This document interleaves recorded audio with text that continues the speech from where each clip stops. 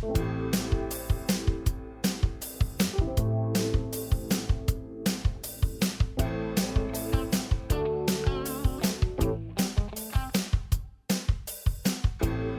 ¿qué tal? Muy buenas tardes. Gracias por acompañarnos un sábado más en su programa Sinergia CEPIA, un programa que es producido por el Colegio Federado de Ingenieros y de Arquitectos de Costa Rica al servicio de toda la ciudadanía costarricense. Este sábado vamos a hablar sobre un tema en el cual posiblemente usted se ha identificado muchas veces porque o le ha ocurrido o ha escuchado a algún familiar o a un amigo que le ha ocurrido. Vamos a hablar sobre todo sobre temas de cómo prevenir estafas, pero vamos a empezar por el tema de ciberseguridad. ¿Qué significa y también qué técnicas podemos utilizar para evitar también ser víctimas de una situación como esta? Y para eso nos acompaña un especialista en ese tema, al cual le agradecemos de antemano a Infocom, que nos está acompañando esta tarde en compañía del señor Carlos Murillo Rodríguez, quien es miembro de la Comisión de Ciberseguridad de Infocom. Bienvenido, don Carlos. Muchas gracias, un placer estar por acá. Es un gusto poder acompañarlos. Muchas gracias, don Carlos. Y la idea hoy es poder hablar en un lenguaje muy sencillo para que todos los costarricenses o quienes están sintonizando en este momento Sinergia puedan tener a su mano consejos prácticos para evitar situaciones que nos puedan llevar a un desenlace pues muy lamentable o que incluso pueda comprometer nuestra vida, que es al final lo que queremos evitar en todo sentido. Claro. Comencemos por el término ciberseguridad. ¿Qué significa? Bueno, ciberseguridad es una ciencia que se encarga de proteger la data, de proteger la información, tanto de compañías como de usuarios particulares o de personas. ¿Y por qué el término de ciberseguridad? Porque tiene un tema cibernético detrás. O sea, lo que involucra son aparatos y dispositivos que controlan esa información y que permiten compartir esa información entre diferentes medios, entre diferentes redes o diferentes esquemas de comunicación que pueda llegar a tener. Y la parte de seguridad es cómo puedo yo blindar o fortalecer que esta data no quede 100% pública para el público, para las empresas y demás. Uh-huh. Entonces, ¿hasta dónde tenemos que llegar con esto? Hasta donde nuestra malicia nos lo permita. Porque la ciberseguridad puede ser lo más light o lo más extremo que usted quiera. Uh-huh. Pero tenemos que llegar a un punto principal en que todo va a estar de la mano de cuán malicioso sea uno el compartir esa data o el tener acceso o permitir el acceso a esa data. Básicamente lo que actualmente se está viendo es un fenómeno en que muchas personas confían en que su data tal vez está lo suficientemente segura, no le prestan atención a algunas alertas o algunos focos de atención que pueden llegar a darse a partir de esa ciberseguridad que pueden llegar a tener, sea pequeña o sea grande. Y están dejando pasar algunos puntos que pueden ser predominantes en una característica de ataque o en un esquema vulnerable que pueden llegar a tener en su información, en sus redes sociales y demás esquemas que puedan tener en sus móviles o en sus computadoras, claro, o incluso en sus compañías.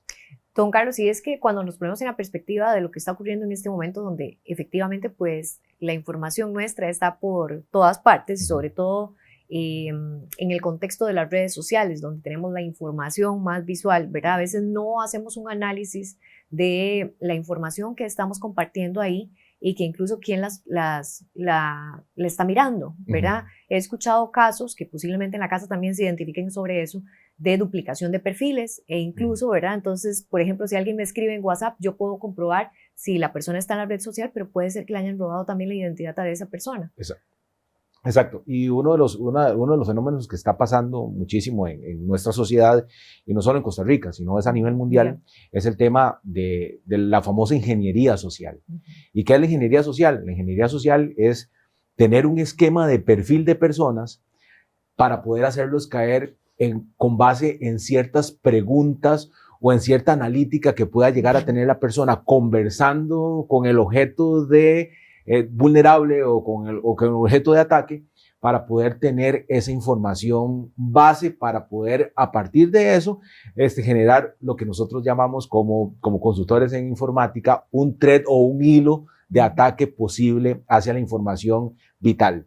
Entonces, ¿en qué consiste la ingeniería social? En poder tener un acercamiento personal con esa persona, con ese individuo, poder interactuar con él o con ella en diferentes esquemas, diferentes aspectos, ya sean redes sociales, ya sea por WhatsApp, por algún mensaje de texto, y tener la posibilidad a partir de eso de encontrar el momento preciso para compartirle un link, para compartirle una imagen, que a partir de eso le va a abrir el portal al atacante para poder tener acceso a cuentas, a password y otra serie de cosas que puedan llegar a tener contenidas en un dispositivo móvil, en un iPad o en la computadora per se. Don Carlos, ¿cuáles son esas alertas que yo como ciudadano puedo delimitar de aquí está pasando algo? No es una llamada normal, no es un mensaje normal, no es un correo normal que me está llegando, porque incluso hemos escuchado casos hasta por ejemplo, de entidades bancarias que copian hasta su dirección de correo. Exacto, sí, bueno, en tema de entidades bancarias, por lo general lo que hacen es una suplantación de identidad a nivel del URL o de la página o el link de la página de la entidad bancaria.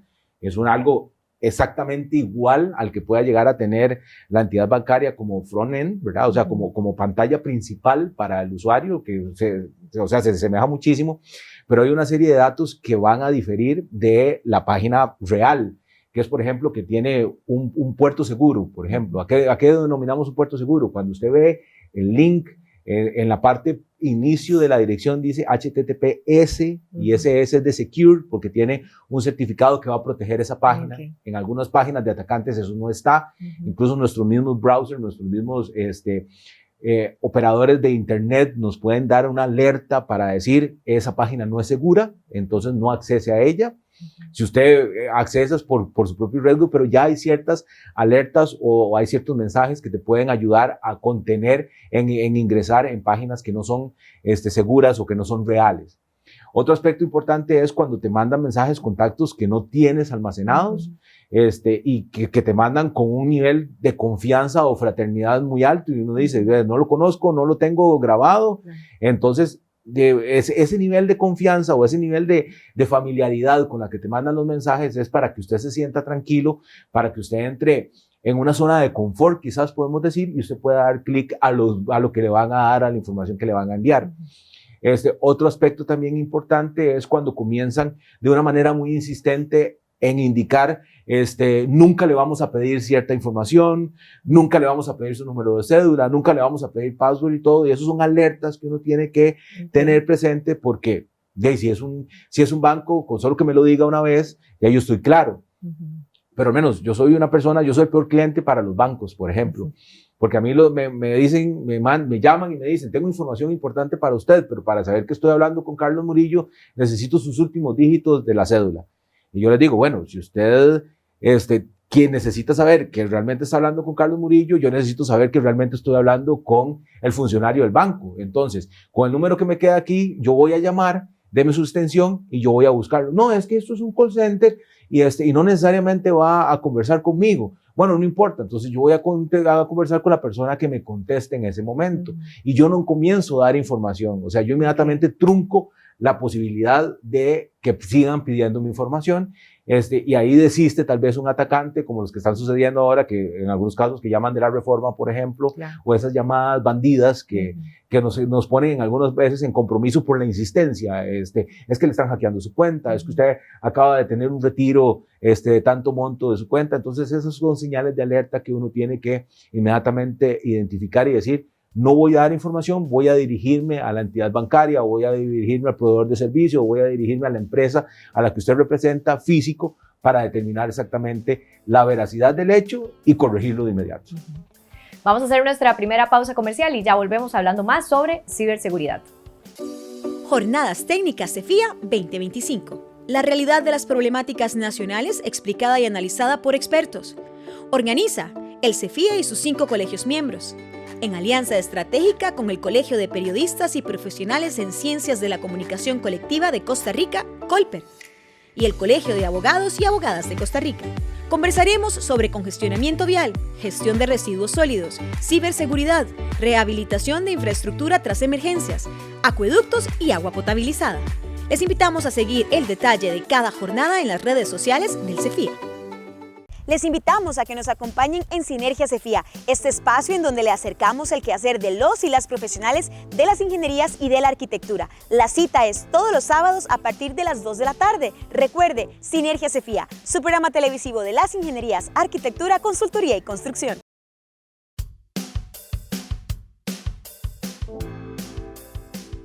Don Carlos, desde el punto de vista en temas de ciberseguridad, ¿cuáles son esos dispositivos más frecuentes donde se están presentando este tipo de situaciones? ¿O podemos ya generalizar que son todos a nivel de teléfonos, correos, tablet, computadoras?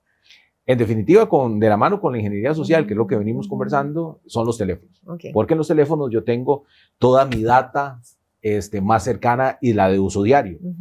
Hay personas que frecuentan o que acostumbran tener una nota en el teléfono con sus passwords de cuentas, con sus passwords de cuentas bancarias, etcétera, que eso es una práctica que no debería de ser normal, o sea, que no deberías de tener en tu teléfono.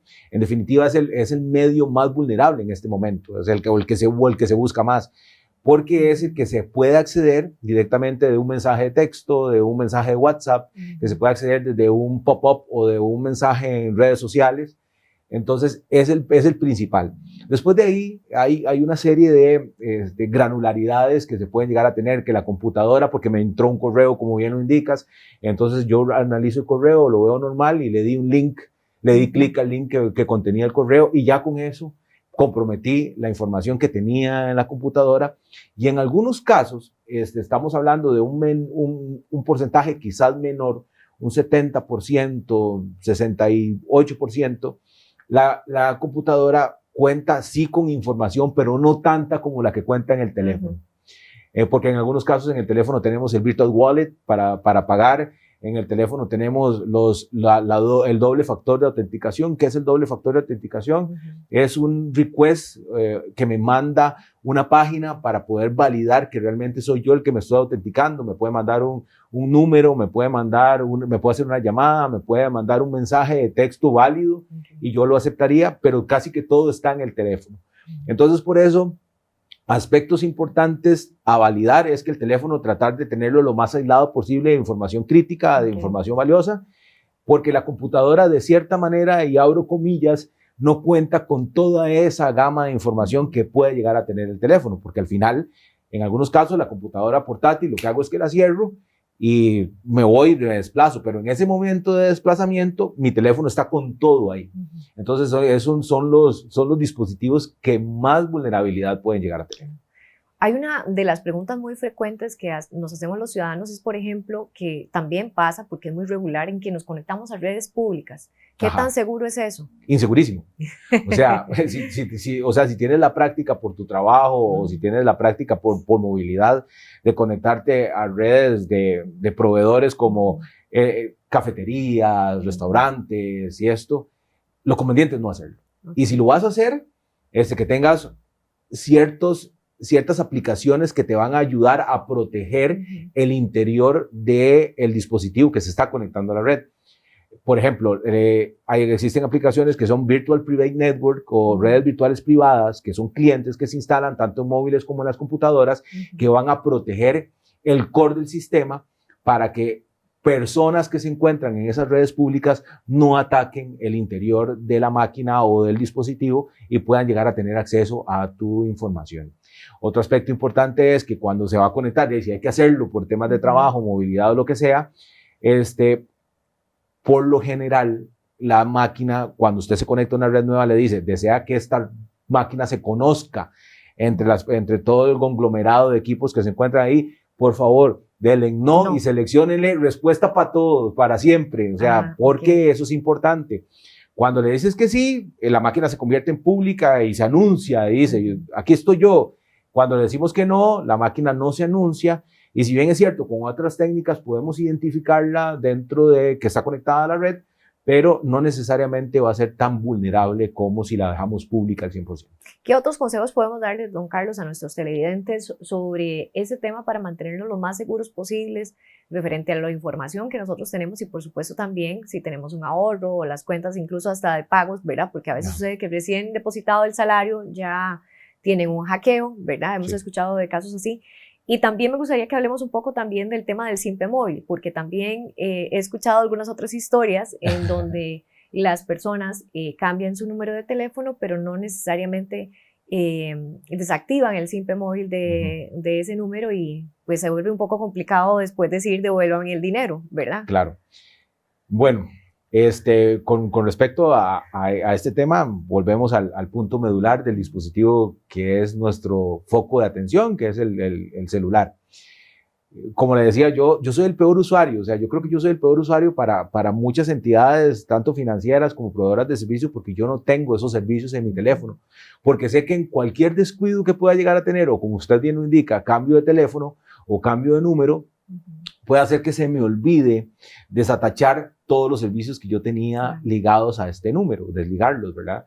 Entonces, por ejemplo, el Simpe Móvil, preferiblemente háganlo dentro de las plataformas que una entidad financiera le dé certificadas para poder hacer esa transferencia y que no esté 100% ligado a su número telefónico. Okay. Eso es uno de los aspectos principales. Traten de no hacerlo con su número telefónico, porque en el número telefónico usted no tiene la posibilidad de encriptar toda la trama de la transacción.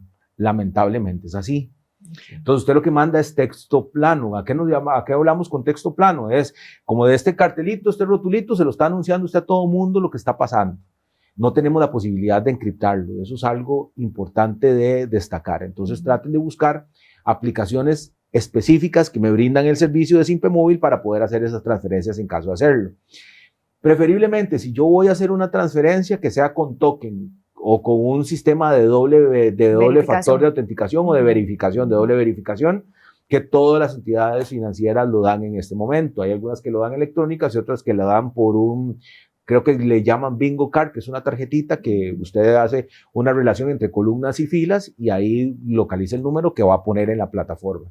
Y eso está relacionado es única por el usuario que está específico para la infraestructura.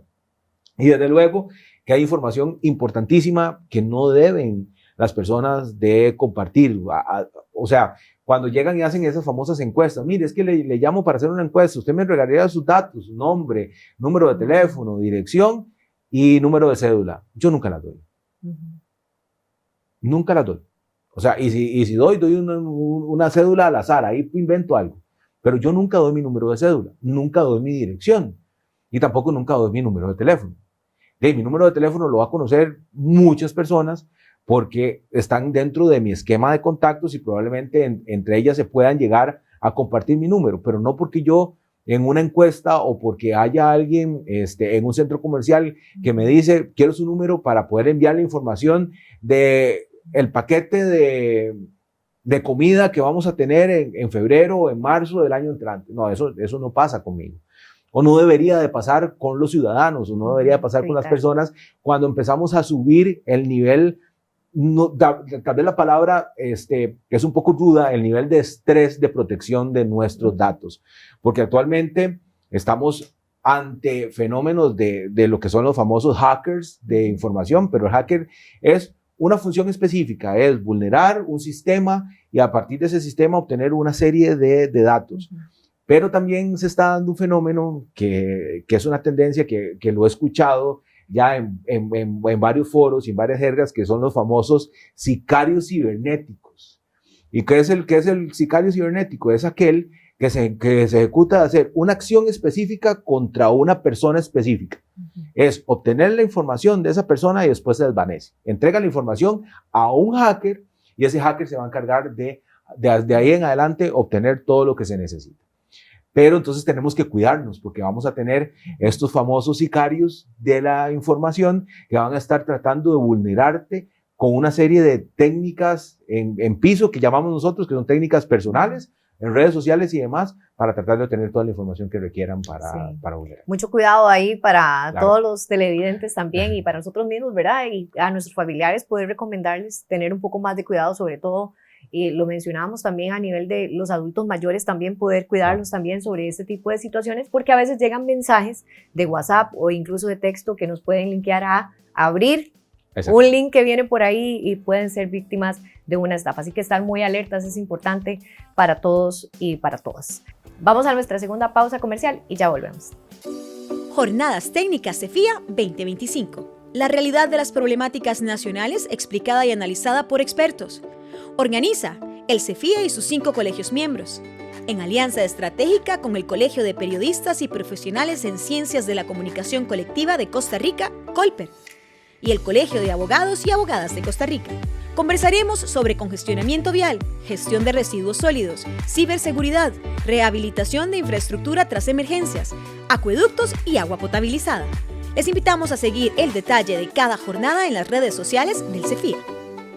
Les invitamos a que nos acompañen en Sinergia CEFIA, este espacio en donde le acercamos el quehacer de los y las profesionales de las ingenierías y de la arquitectura. La cita es todos los sábados a partir de las 2 de la tarde. Recuerde, Sinergia CEFIA, su programa televisivo de las ingenierías, arquitectura, consultoría y construcción.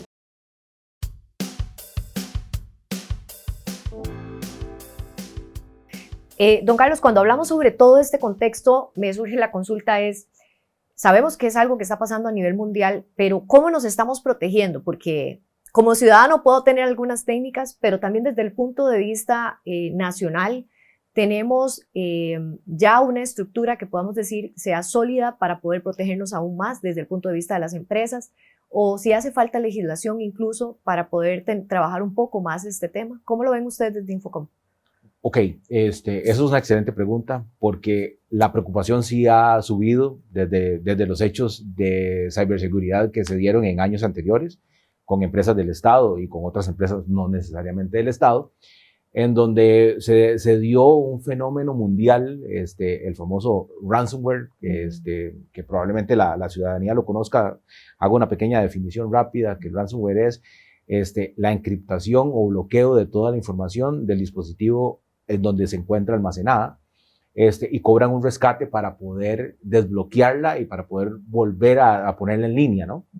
Entonces la preocupación creció a nivel de operadores, a nivel de empresas del Estado, de empresas de gobierno, de empresas del Estado, y empresas privadas, en cómo luchar contra este fenómeno, porque se puede dar.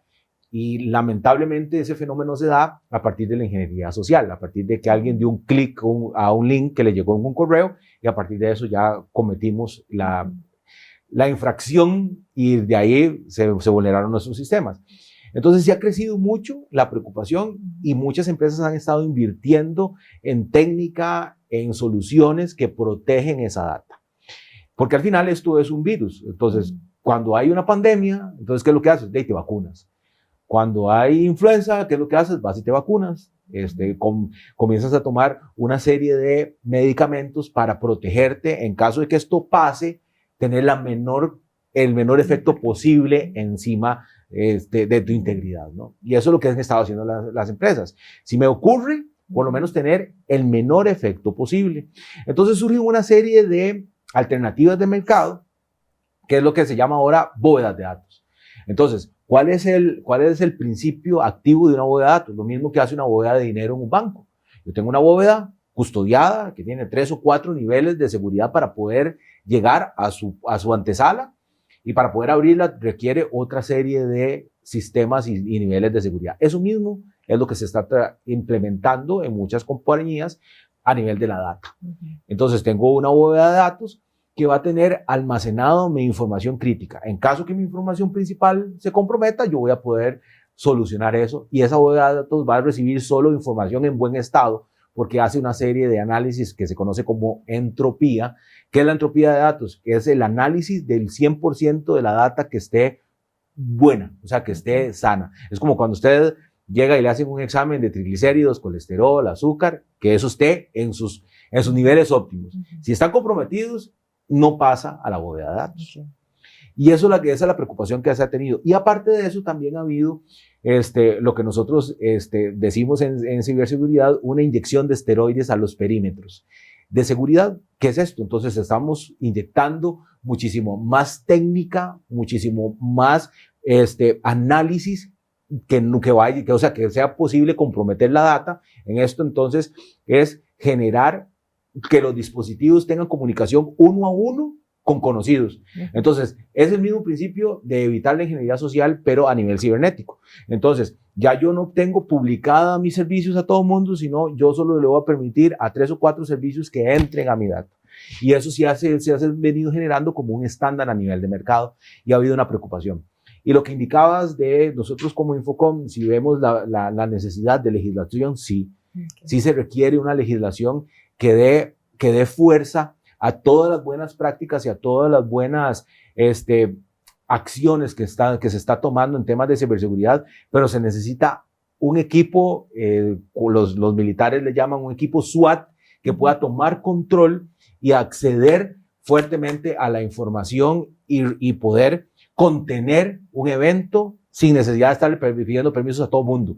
Esa es la situación grave acá, que mientras pido todos los permisos, ya la catástrofe subió de nivel y de todo. Ese tema deberíamos tratarlo como otros tal vez que lo tratamos desde las escuelas.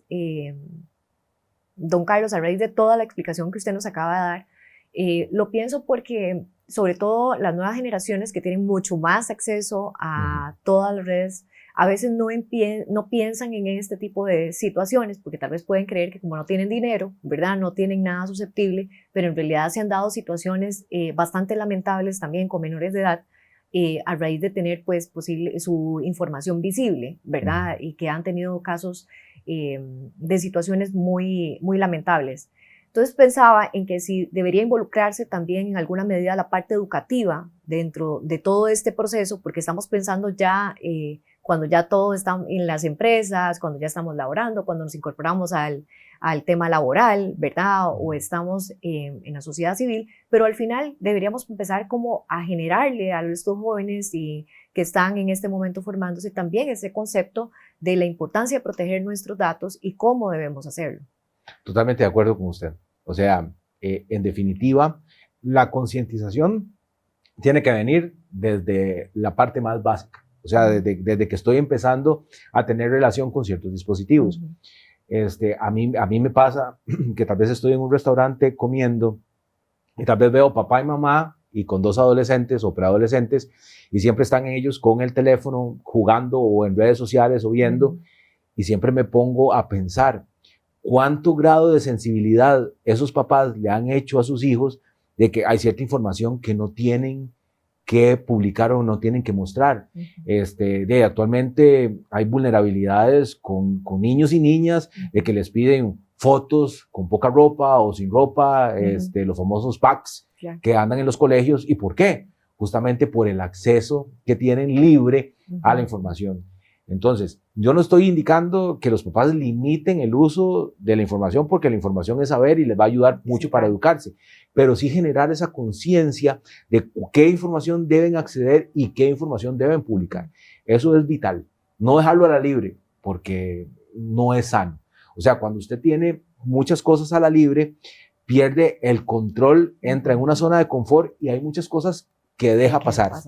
Y no está bien. O sea, no puedes dejar pasar muchas cosas importantes cuando hay información respecta. Y la información es saber. Así es, definitivamente. Muchas gracias, don Carlos, por habernos acompañado. Se nos ha acabado el espacio Sinergia de este sábado, pero además quiero instarlos a que puedan visitar el canal de YouTube del CEFIA, donde tenemos toda la explicación extensa también sobre una jornada técnica que desarrollamos hace un par de semanas aquí en el CEFIA, junto a especialistas del tema. También escuchamos la parte gubernamental sobre el trabajo que se está realizando desde el punto de vista del Ministerio de Ciencia y Tecnología, desde el punto de vista de la legislación, también con diputados de la República. Nos acompañó también un representante de Infocom y también consultores que trabajan sobre ese tema y la importancia de abordarlo de una manera responsable, y es lo que estamos haciendo justamente esta tarde. Así que les agradecemos a ustedes por habernos acompañado. Don Carlos, también, muchas gracias.